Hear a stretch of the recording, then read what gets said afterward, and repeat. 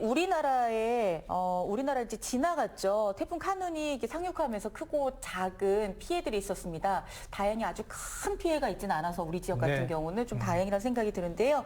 기상청 역사상 최초로 한반도를 남북으로 종단하는 태풍이어서 걱정이 정말 많았었습니다. 그렇습니다. 이렇게 태풍이 오게 되면은 비도 많이 내리게 되고 또 바람도 강하게 불어서 피해가 커질 수밖에 없는데요. 이럴 때 어떻게 대비하면 좋을지 오늘 이 시간 좀 자세히 살펴보겠습니다. 네, 오늘 관심 있게 들어봐 주세요. 충청대학교 응급구조학과 박상섭 교수와 함께하겠습니다. 교수님 안녕하십니까? 어서 오십시오. 네, 안녕하세요. 네, 자 먼저 태풍 카눈 우리 지역에 어떤 피해를 줬는지부터 좀 살펴볼까요? 네, 우리 지역에서는 태풍 피해가 잇따랐는데요. 어제 오전 11시 30분쯤에는 영동읍 화신리의 한 야산에서 산사태가 발생했습니다. 인근 주택 2가구에서 5명이 대피한 일이 있었고요. 영동에 시간당 200mm가 넘는 비가 왔는데 낮 12시 30분쯤에는 영동읍 회동리의 하천 범람 위험이 있어서 30여 명의 주민들이 대피하기도 했습니다. 그리고 상촌면 대리의 계곡물이 불어나서 50여 명이 대피하기도 했고요. 네. 오후 30분쯤에는 심천면의 초강교 교각이 일부 붕괴돼 교통이 통제되기도 했습니다. 보온에서도 피해가 있었는데요.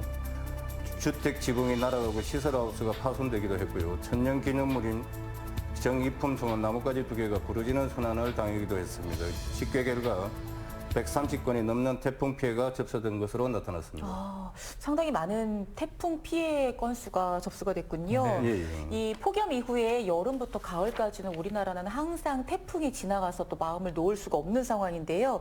예. 일단 태풍이 무엇인가 좀 살펴주시면 감사하겠습니다. 비와 바람이 엄청난 재해로 연결된다. 우리 이렇게 알고 있잖아요. 그렇죠. 태풍에 대해서 좀 설명해 주시죠. 예, 태풍이란 위도 5에서 25도, 수온 27도 이상 열대 해상에서 발생한 열대 저기압을 말합니다. 보통 최대 풍속이 초속 17m 이상이면 태풍이라고 부릅니다. 쉽게 이야기하자면 저희도 지방의 따뜻한 공기가 바다로부터 수증기를 공급받으면서 강한 바람과 비를 동반하며 그 고緯도로 이동하는 기상현상을 말합니다. 이거는 지역별로 허리케인, 태풍, 사이클론이라고도 이렇게称하기도 합니다. 네. 지금 우리가 얘기 들었던 것처럼 보통 태풍 하면요. 우리가 부정적인 이미지를 먼저 떠올릴 수밖에 없는 것 같아요. 피해, 재난, 복구 뭐 이런 식으로 생각이 드는데 사실 태풍이 꼭 그렇게 나쁜 것만은 아니라고요. 네, 그렇죠. 꼭 태풍이 나쁜 것만은 아니고 보통 우리가 태풍을 인간과 어디 자연에 큰 피해를 입히는 재해로만 인식하고 있는데 꼭 그런 것만은 아닙니다. 먼저 태풍은 바닷속 산소 공급 및 지구 열순환을 순기능으로 가지고 있고 그리고 바닷물을 이렇게 해수로 순환시킴으로써 적조 현상을 없애주기도 합니다. 네. 더불어 산소를 공급해서 해조류와 어류를 풍성하게 하기도 합니다. 그리고 강한 바람과 비는 대기 중 미세먼지 등의 오염물질을 씻어내는 한편 해당 지역의 물부족 현상을 일시적으로 해소하기도 합니다. 그래서 에너지 순환 과정에서도 큰 역할을 하는데요. 태풍은 수증기를 포함한 상태에서 저위도에서 고위도로 이동하는데 이를 통해 지구의 열 균형을 유지하기도 합니다. 네. 그렇군요. 근데 이제 그 태풍의 에너지원이 이제 따뜻한 해수지 않습니까? 근데 올여름은 너무나 무덥고 또 습도도 높기 때문에 태풍의 위력이 더 커지지 않을까 이런 생각을 해보게 되는데 어떨 걸로 보십니까? 지구 온난화가 지속되면 태풍의 크기가 커지고 동반되는 강수량도 증가하기 이게 마련인데 지구 네. 기온 상승을 가정해서 시뮬레이션 한 결과 태풍 크기가 커지고 이동 속도는 느려지게 된다고 하는데 이번 지나간 카눈도 마찬가지로 우리나라에서 그 진행 속도가 아주 느렸습니다. 그래서 태풍이 발생하는 빈도나 우리나라에 영향을 끼치는 태풍 수도 증가하게 될 수 있기 때문에 예측이 됩니다.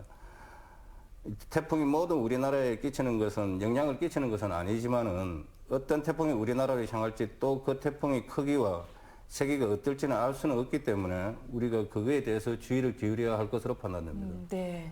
자, 그러면 본격적으로 태풍이 발생하기 시작을 하면 이때부터가 중요하잖아요. 그렇죠. 그래서 어떻게 대비해야 되는지 한번 살펴보도록 하겠습니다. 먼저 언제 발생을 해서 어떻게 이동하고 또 어떻게 태풍이 소멸되는지 그 태풍의 일대기를 좀 아는 게 필요할 것 같아요. 예, 태풍은 보편적으로 일주일에서 1개월 정도 수명을 가지게 됩니다.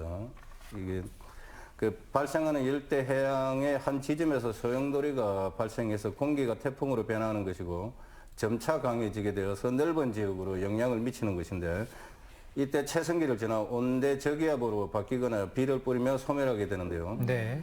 태풍의 정상적인 진로는 북위 20에서 25도 지점에서 북서방향으로 진행하게 됩니다.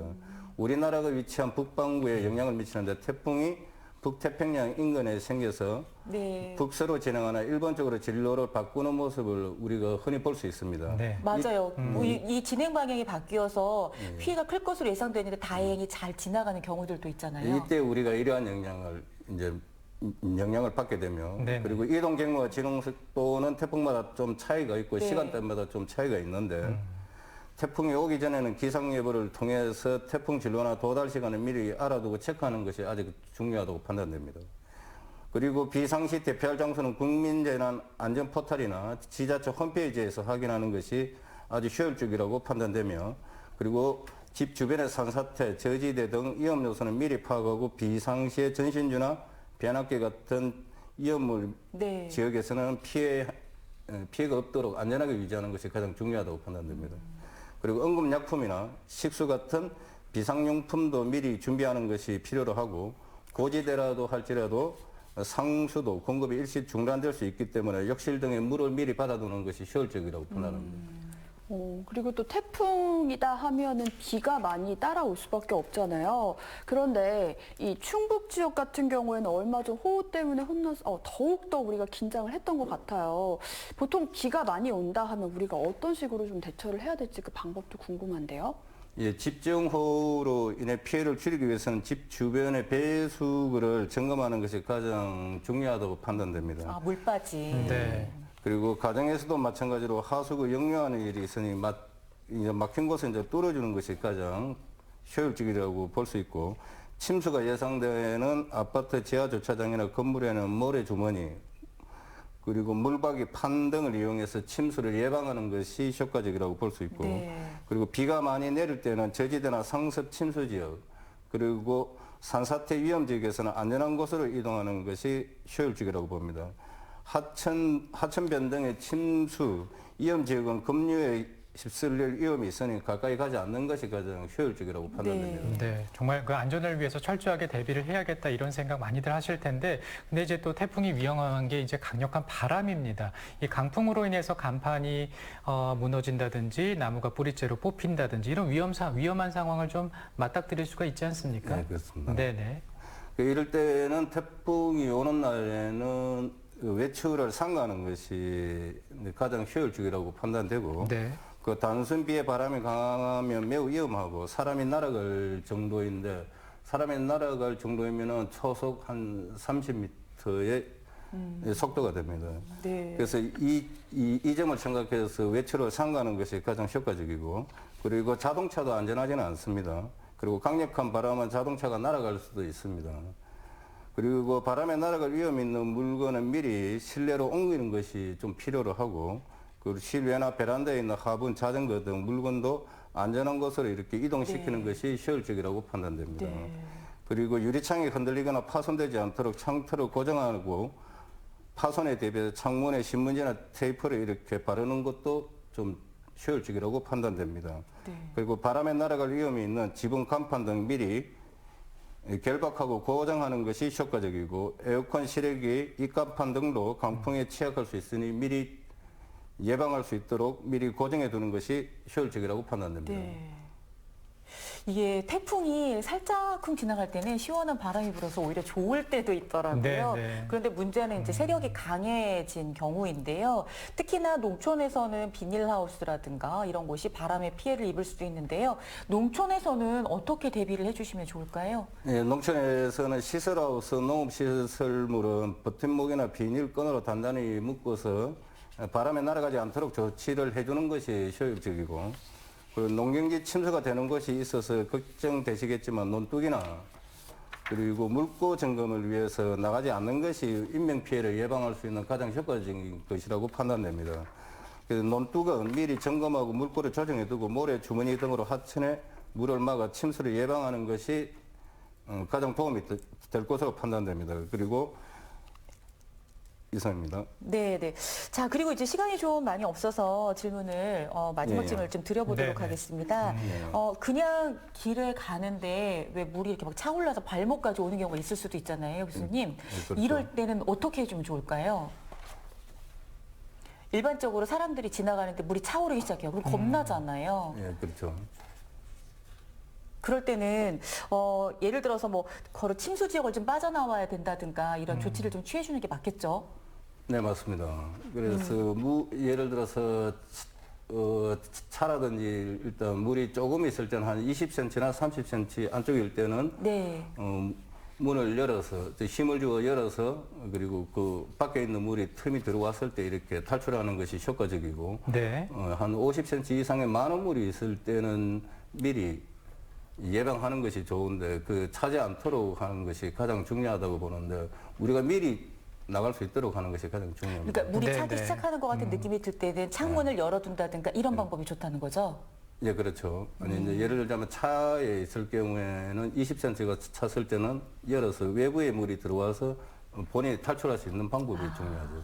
그리고 가장 중요한 것은 우리가 이런 어디 재난이라든지 폭우라든지 이런 태풍이 왔을 때 예방, 대비, 대응, 복구라는 이 4단계 관리 대책이 가장 중요한데 우리가 흔히 말하는 예방이라는 것은 우리가 교육을 하는 겁니다. 이 교육을 한다는 것은 우리가 일기예보를 보는 것이고 이 일기예보가 시청자가 교육받는 거고 이제 대비라는 것은 우리가 살펴봤을 때 이제 점검을 하는 거죠.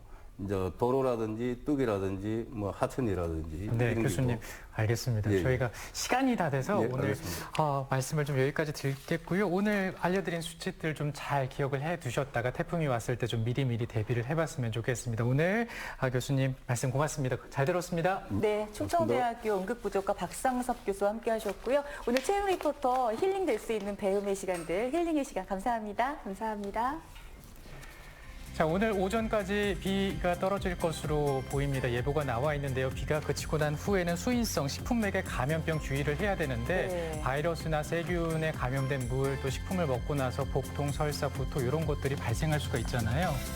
콜레라 또는 비브리오 폐혈증 그리고 장피부스가 바로 그 네. 대상이 되겠는데요. 방법은 생각보다 쉽습니다. 흐르는 물에 30초 이상 손을 씻어주는 게 좋겠고요. 네네. 75도 이상에서 끓여서 1분 정도 이상은 끓여주시는 게 좋습니다. 네. 그리고 조리도구를 위생적으로 잘 관리하면 예방할 수 있다고 하니까 여름 내내 건강하고 또 안전하게 보내시면 되겠습니다. 네, 저희는 다음 주에 또 인사드리겠습니다. 오늘 시청해 주셔서 고맙습니다. 고맙습니다.